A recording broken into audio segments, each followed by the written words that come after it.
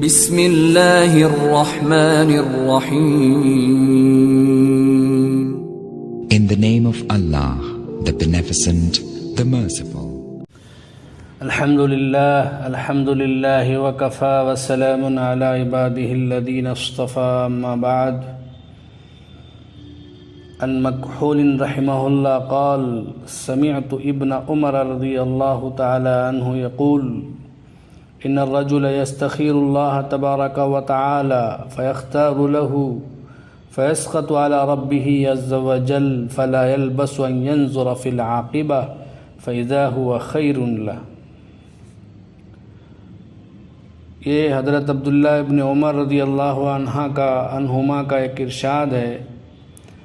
فرماتے ہیں کہ بعض اوقات انسان اللہ سے استخارہ کرتا ہے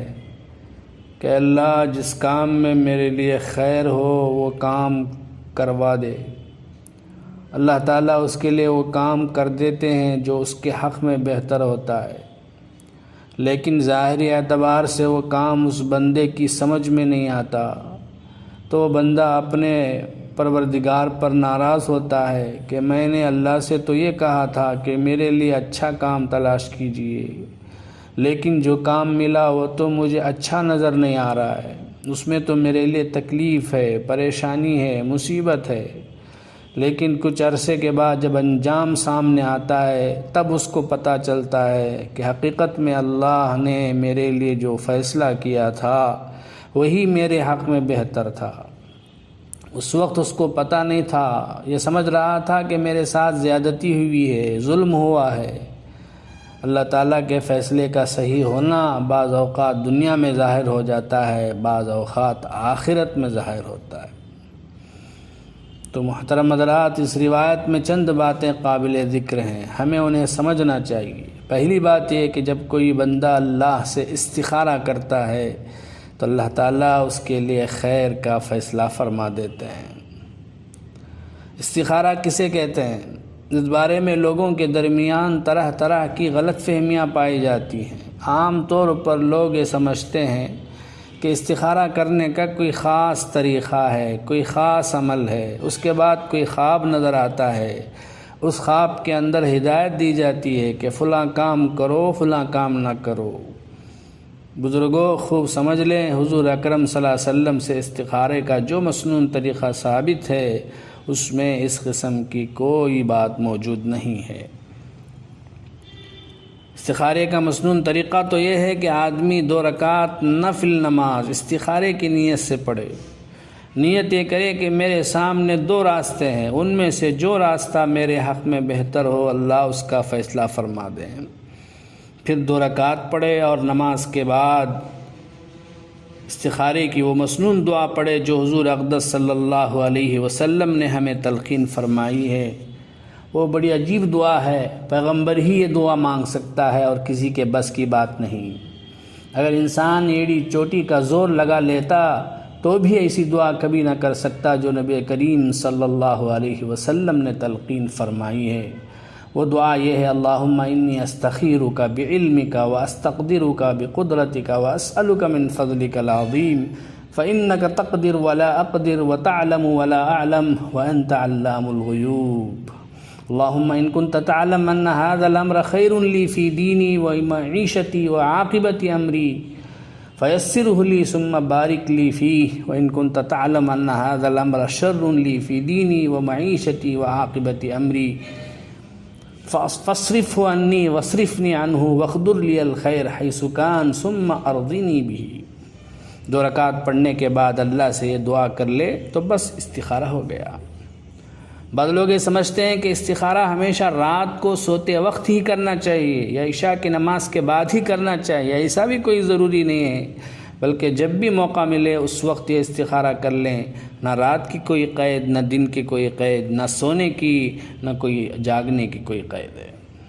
بعض لوگ سمجھتے ہیں کہ استخارہ کرنے کے بعد خواب آئے گا اور خواب کے ذریعے سے بتایا جائے گا کہ یہ کام کرو یا یہ کام نہ کرو. بزرگوں، خواب آنا کوئی ضروری نہیں. خواب میں کوئی بات ضرور بتائی جائے یا خواب میں کوئی اشارہ ضرور دیا جائے کوئی ضروری نہیں. بعض مرتبہ خواب میں آ جاتا ہے، بعض مرتبہ خواب میں نہیں آتا. بعض حضرات کہتے ہیں استخارہ کرنے کے بعد خود انسان کے دل کا رجحان ایک طرف ہو جاتا ہے، جس طرف رجحان ہو جائے وہ کام کر لے، بکثرت ایسا رجحان ہو جاتا ہے۔ لیکن ولو بالفرض اگر کسی ایک طرف دل میں رجحان نہ بھی ہو، دل میں کشمکش موجود ہو، تو بھی استخارے کا مقصد پھر بھی حاصل ہے، اس لیے کہ بندے کے استخارہ کرنے کے بعد اللہ وہی کرتے ہیں جو اس کے حق میں بہتر ہوتا ہے، اس کے بعد حالات ایسے پیدا ہو جاتے ہیں، پھر وہی ہوتا ہے جس میں بندے کے لیے خیر ہوتی ہے، اس کو پہلے سے پتہ بھی نہیں ہوتا۔ بعض اوقات انسان ایک راستے کو بہت اچھا سمجھ رہا ہوتا ہے، لیکن اچانک رکاوٹیں پیدا ہو جاتی ہیں، اللہ اس کو اس بندے سے پھیر دیتے ہیں۔ لہذا اللہ تعالیٰ استخارے کے بعد اسباب ایسے فرما دیتے ہیں کہ پھر وہی ہوتا ہے جس میں بندے کے لیے خیر ہوتی ہے۔ اب خیر کس میں ہے انسان کو پتہ نہیں ہوتا، لیکن اللہ فیصلہ فرما دیتے ہیں۔ جب وہ کام ہو گیا تو اب ظاہری اعتبار سے بعض اوقات ایسا لگتا ہے کہ جو کام ہوا وہ اچھا نظر نہیں آ رہا ہے، دل کے مطابق نہیں ہے، تو اب بندہ اللہ سے شکوہ کرتا ہے، اللہ میں نے تو آپ سے مشورہ کیا تھا، استخارہ کیا تھا، مگر کام وہ ہوا جو میری مرضی کے خلاف تھا، بظاہر کام اچھا معلوم نہیں ہو رہا ہے۔ تو اس پر حضرت عبداللہ ابن عمر رضی اللہ عنہ فرما رہے ہیں کہ ارے نادان، تو اپنی محدود عقل سے سوچ رہا ہے کہ کام تیرے حق میں بہتر نہیں ہوا، لیکن جس کے علم میں ساری کائنات کا نظام ہے وہ جانتا ہے کہ تیرے حق میں کیا بہتر تھا کیا بہتر نہیں تھا، اس نے جو کیا وہی تیرے حق میں بہتر تھا۔ بعض اوقات دنیا میں تجھے پتہ چل جائے گا کہ تیرے حق میں کیا بہتر تھا، بعض اوقات پوری زندگی میں بھی کبھی پتہ نہیں چلے گا، جب آخرت میں پہنچے گا تب وہاں جا کر پتہ چلے گا کہ واقعتاً یہی میرے لیے بہتر تھا۔ تو عبداللہ ابن عمر رضی اللہ عنہما فرما رہے ہیں کہ جب تم کسی کام کا استخارہ کر چکو تو اس کے بعد اس پر مطمئن ہو جاؤ کہ اب اللہ جو بھی فیصلہ فرمائیں گے وہ خیر ہی کا فیصلہ فرمائیں گے، چاہے وہ فیصلہ ظاہری نظر میں اچھا نظر نہیں آ رہا ہو، لیکن انجام کے اعتبار سے وہی بہتر ہوگا۔ پھر اس کا بہتر ہونا یا تو دنیا ہی میں معلوم ہوگا، ورنہ آخرت میں جا کر تو یقیناً معلوم ہو جائے گا کہ اللہ نے جو فیصلہ کیا تھا وہی میرے حق میں بہتر ہے۔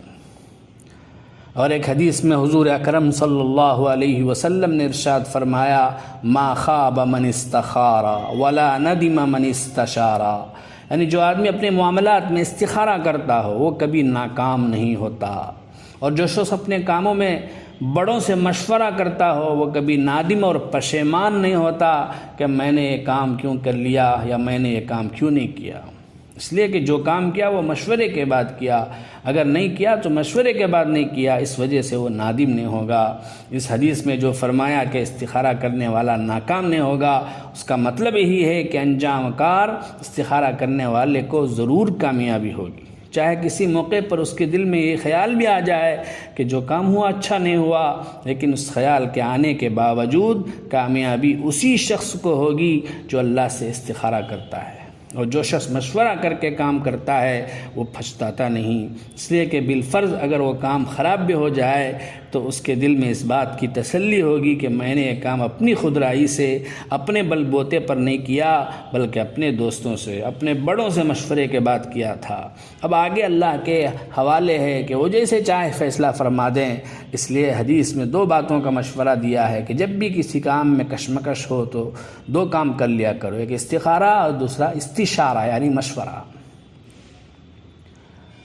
بزرگوں، استخارے کا جو مسنون طریقہ بتلایا گیا اوپر، یہ تو اس وقت ہے جب کہ آدمی کو استخارہ کرنے کی مہلت ہو، موقع ہو، اس وقت تو 2 رکعت پڑھ کر وہ مسنون دعا بھی پڑھے، لیکن بسا اوقات انسان کو اتنی جلدی فیصلہ کرنا پڑتا ہے کہ اس کو پوری 2 رکعت پڑھ کر دعا کرنے کا موقع نہیں ہوتا،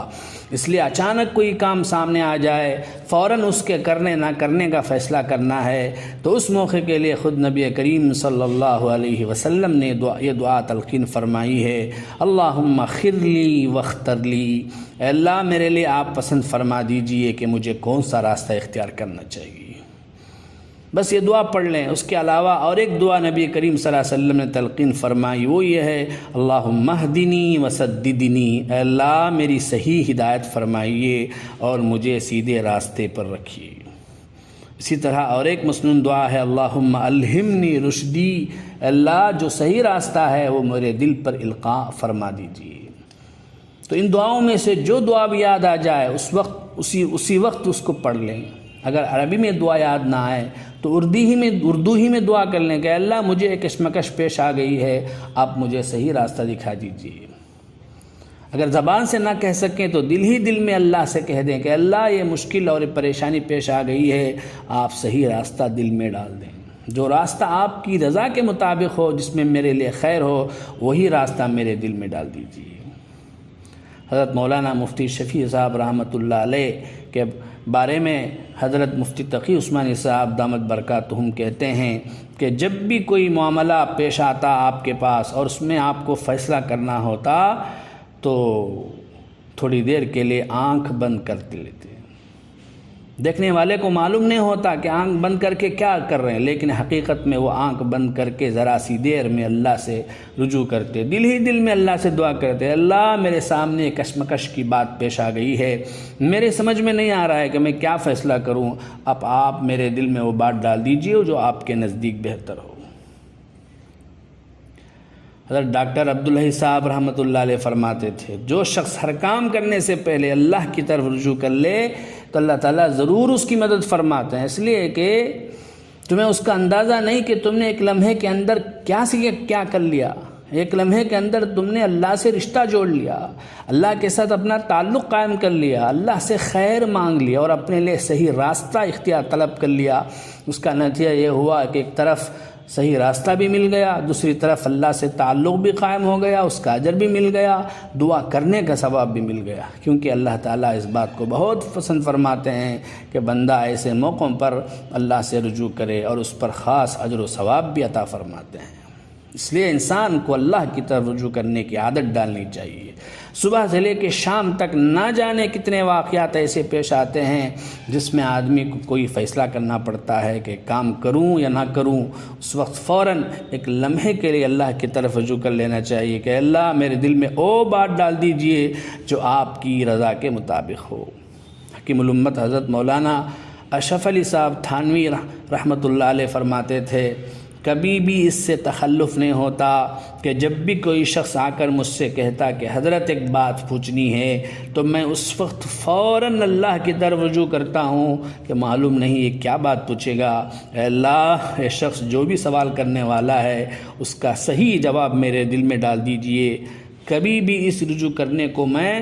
ترک نہیں کرتا ہوں۔ یہ ہے اللہ کے ساتھ خاص تعلق۔ لہٰذا جب بھی کوئی بات پیش آئے فوراً ہمیں اللہ کی طرف رجوع کرنا چاہیے۔ اللہ تعالی ہم تمام کو ان باتوں پر عمل کرنے کی توفیق عطا فرمائے۔ آمین۔ وآخر دعوانا ان الحمد للہ رب العالمین۔